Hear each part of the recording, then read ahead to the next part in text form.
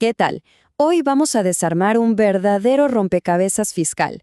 ¿Quiénes pagan realmente el impuesto a las ganancias en Argentina? Y les adelanto algo, la respuesta es mucho más sorprendente de lo que parece. A primera vista la pregunta parece sencilla, ¿no? Personas y empresas. Pero no, la ley fiscal argentina tiene una respuesta, bueno, digamos que es bastante creativa y tiene más vueltas de las que uno se imagina. Vamos a verlas. A ver, acá es donde empieza lo bueno. La ley de ganancias en Argentina es súper ingeniosa. No se conforma con las personas y las empresas de siempre, no. Directamente inventa figuras. Algunas que duran un tiempito, otras que son como un vidrio, y hasta unas que podríamos llamar contribuyentes fantasma. Todo para asegurarse de que ninguna ganancia se quede sin su responsable. Vamos a ir descubriéndolo capa por capa. Empecemos por lo fundamental. El concepto clave acá es el de sujeto del impuesto. Y ojo, porque para la ley no se trata solo de quién tiene que ir y hacer el pago. Lo más importante es identificar a quién realizó el hecho que generó esa ganancia en primer lugar. Ahí está el meollo del asunto. Básicamente, la ley organiza todo este universo en tres grandes grupos. Primero, las personas de carne y hueso, y una figura muy particular que aparece cuando alguien fallece. Después, tenemos todo el mundo de las empresas y sociedades. Y por último, se ocupa de aquellos que reciben ganancias desde fuera del país. Bien, pasemos a la categoría que nos toca más de cerca, las personas. Y acá es donde la cosa se pone realmente interesante, porque la ley de ganancias tiene su propia manera de ver a la familia, una visión que choca bastante con lo que dice el derecho civil. Y esta diferencia es total. Es como si hablaran dos idiomas distintos. Mientras el Código Civil te habla de sociedad conyugal, de bienes compartidos, a la ley de ganancias no le importa tanto eso. La ley fiscal hace una sola pregunta, una pregunta clave. ¿Quién generó realmente este dinero? Es un cambio de foco absoluto. Y esto en la práctica es muy claro. La regla es que la responsabilidad sigue al dinero. Si la ganancia viene del trabajo, paga el que trabaja. Simple. Si viene de un bien que ya tenías antes de casarte, pagas vos. Para los bienes que se compran durante el matrimonio, se busca quién puso la plata para comprarlo. Y solo, pero solo, si es imposible saber de dónde salieron los fondos, recién ahí se divide 50 y 50. Y ojo con esto porque es una de esas reglas que rompen los esquemas. Si un chico o chica menor de edad tiene ingresos, ya sea porque es actor, youtuber o porque heredó un departamento y lo alquila, bueno, para la ley, el contribuyente es el menor, no sus padres. Los padres, claro, son los responsables de presentar la declaración a su nombre, pero el sujeto del impuesto es él o ella.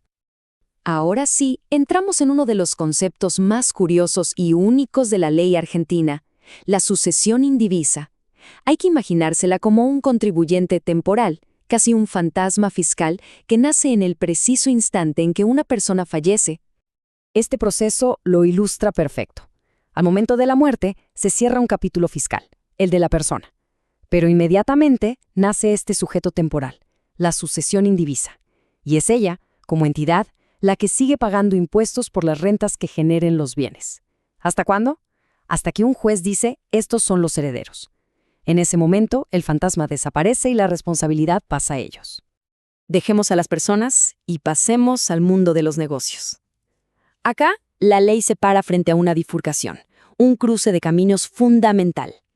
Hay empresas que pagan el impuesto ellas mismas y hay otras que actúan como un canal, pasándole la obligación de pagar directamente a sus dueños. Y para entender ese cruce de caminos, necesitamos este concepto, transparencia fiscal. La idea es bastante simple. Imaginen que la empresa es como un mensajero, calcula cuánto se ganó, pero en lugar de pagar, va con cada socio y le dice, «Che, de la ganancia total, esta es tu parte. Ahora, por favor, incluida en tu propia declaración de impuestos».